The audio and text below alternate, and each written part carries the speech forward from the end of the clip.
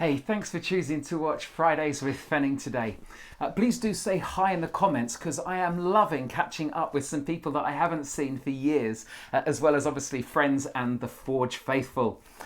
Also, if you have questions from today, please do include them in the chat or email me at steve.fenning@forgechurch.com.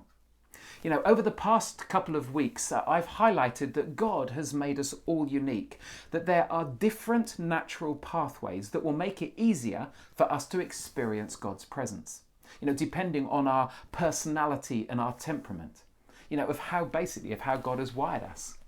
And that we're to lean into those pathways without judging others if they are different to us. When I first came across that, it was so useful to me because it helped make sense of why I struggle to connect with God in certain situations, but found it really easy in others. And in the same way, what I want to share over these next 2 to 3 weeks is another revelation I had a few years ago. So let me explain.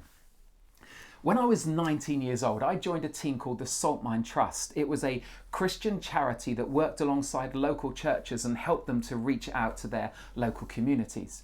Salt Mine had a rock band, they had a theatre company, some brilliant communicators, and we're just starting up this new team to work in schools and with smaller churches who couldn't cope or afford to have such a large team come to visit them. And this was the team that I joined. I'd just left agricultural college early after one whole term, but my 3 years with Salt Mine were life-changing and truly remarkable. I loved being part of a really strong and gifted team. I learned so much from them. In fact, it was so good that I married one of them.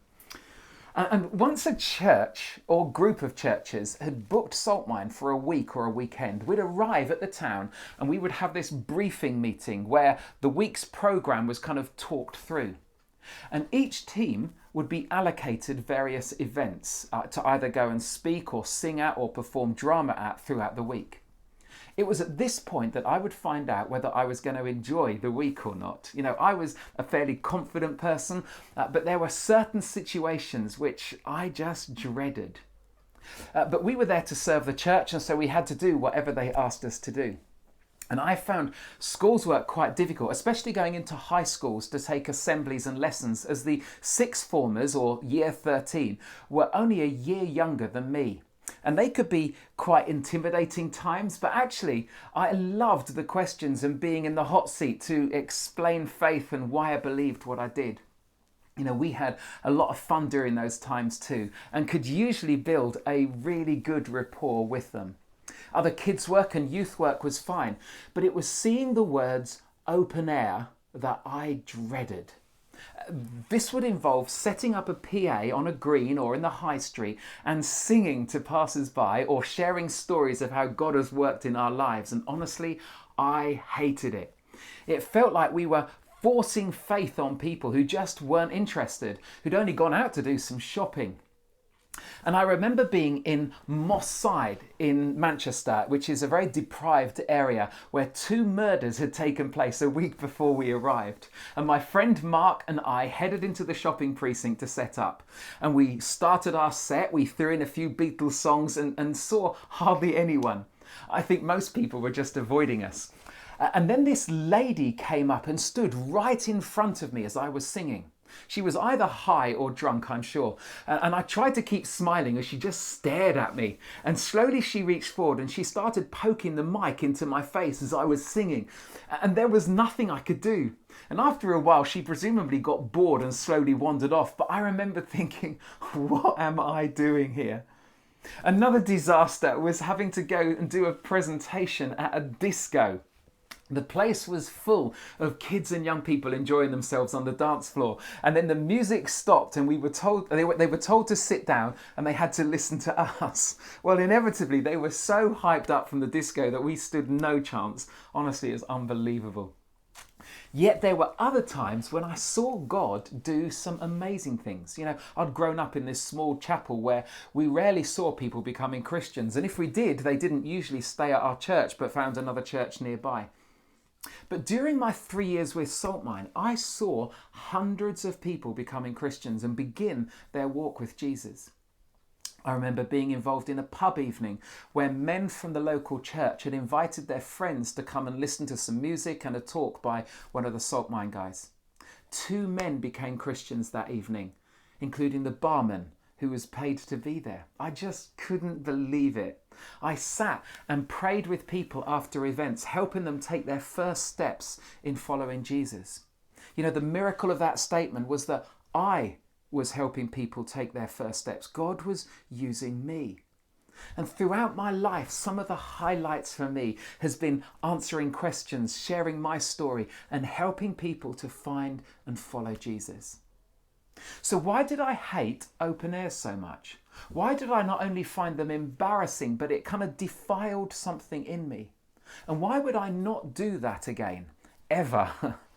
And why have I loved being involved in Alpha and building friendships and creating spaces for people to be quite vulnerable as they've shared their lives and fears and questions? Well, the answer is, it's how God has uniquely shaped me. Now, I'm not a pushy person. I don't like confrontation. So why would I like the hostile environment of open air street work? I'm relational, so of course I like building friendships and getting to know people, creating spaces for questions and doubts to be shared. That's who I am. And I know that I have a message of good news that will really make a difference and change people's lives, bringing hope and life and freedom.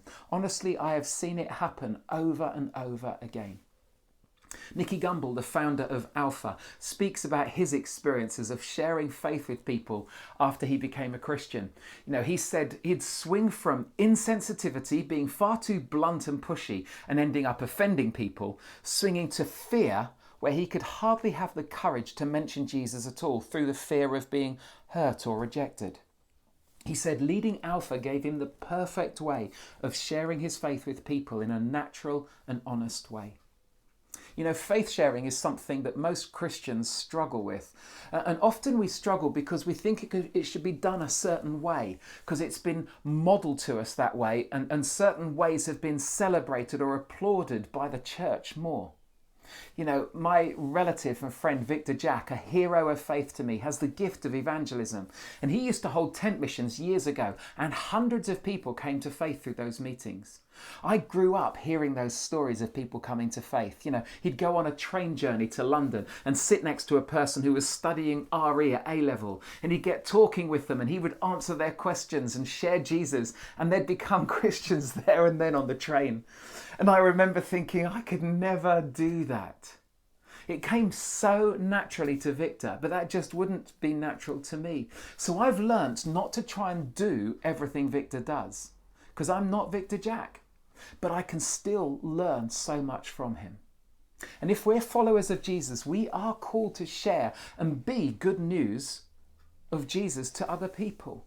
You know, Jesus said this to his followers. He says, you're the light that gives light to the world. A city that's on a hill can't be hidden. And people don't hide a light under a bowl. They put it on a lampstand so that the light shines for all the people in the house. In the same way, Jesus says, you should be a light for other people. Live so that they will see the good things you do and will praise your Father in heaven. That's Matthew 5, verses 14 to 16. After his resurrection, Jesus said this to his followers, but when the Holy Spirit comes on you, you'll receive power, and you will be my witnesses in Jerusalem, Judea, Samaria, and every part of the world. Light, witnesses. And then Peter, one of Jesus' closest followers, writes this. He says, always be ready to answer everyone who asks you to explain about the hope you have, but answer in a gentle way and with respect.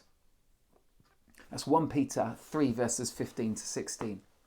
So look, over the next couple of weeks, I want to talk through some different ways or styles of faith sharing that may help fit with your personality and make it a natural part of your life rather than it being something that you have to do. I also want to share some things that I've learned along the way that might just help you too. So do tune in next week to find out more, and do let me have your questions around this topic too. Hey, have a great weekend, and please tune in this Sunday to The Forge as we have a first for our online service. It's going to be great, so I'll hopefully see you there. Hey, take care.